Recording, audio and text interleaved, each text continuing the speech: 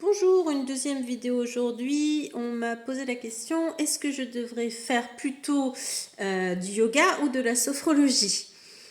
Alors, deux choses très différentes en fait.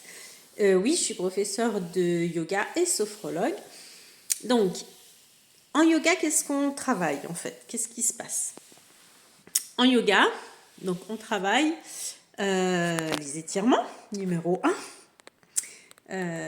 Voilà, tous les étirements quand vous êtes dans des positions sédentaires, etc. Pour aller contrer en fait cette sédentarisation. Ou alors, si vous êtes très sportif également et des muscles qui vont se contracter, on vient les étirer pour rendre l'élasticité aux muscles et pouvoir performer de meilleure façon et ne pas se blesser. Donc, on va travailler les étirements en yoga. Oui, on va travailler la respiration. Les mouvements sont souvent et toujours, normalement, devraient être associés à la respiration. Et il y a également des exercices de respiration seuls, ce qu'on appelle les pranayama, et qui sont très bénéfiques pour plein de choses. Alors, il y a différents types pour différents objectifs de ces respirations. Et on travaille aussi le renforcement musculaire. Enfin, en tout cas, moi, je le travaille. Donc, tonicité musculaire qu'il faut garder en vieillissant.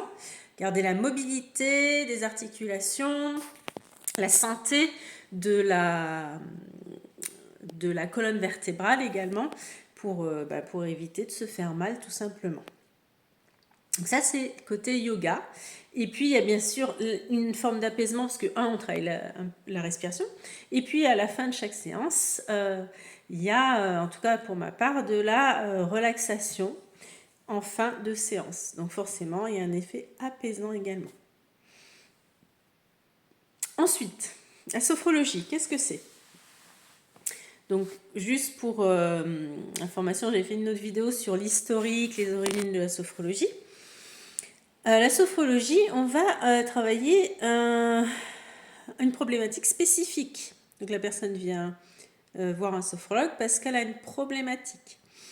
Donc, il y a 4 grands groupes en fait de thématiques. Il y a ce qu'on appelle l'amélioration du quotidien pour aller vers un mieux-être. Où le sophrologue, pareil, va donner des outils. Dans les 4 cas, il donne des outils pour aller gérer, en fait, alors ça peut être plusieurs choses. Ça peut être de la peur, ça peut être du stress, de l'anxiété, des angoisses. Ça peut être la gestion des émotions aussi, beaucoup.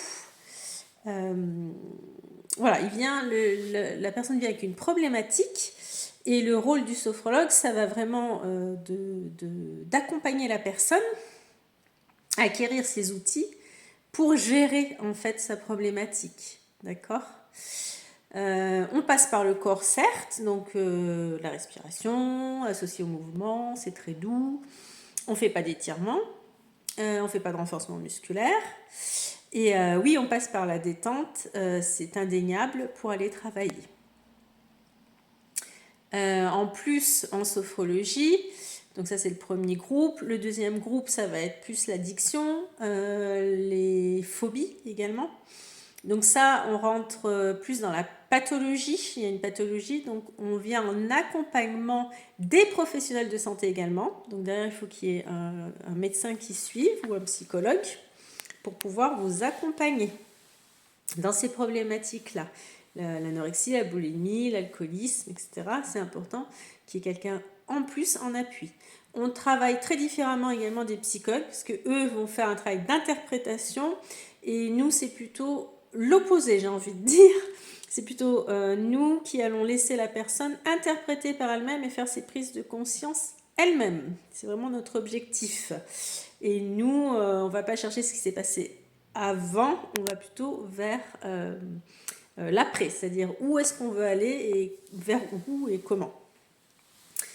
Ensuite, il y a également dans la pathologie, en fait, les accompagnements pathologiques, on va dire tout ce qui est maladie, donc gestion de la douleur, gestion de la maladie, appareillage également, voilà, changement oui, gestion des difficultés que la maladie apporte. Et encore une fois, c'est un accompagnement des professionnels de santé. Et le quatrième domaine où on intervient, sophrologue, c'est la préparation mentale, bien sûr.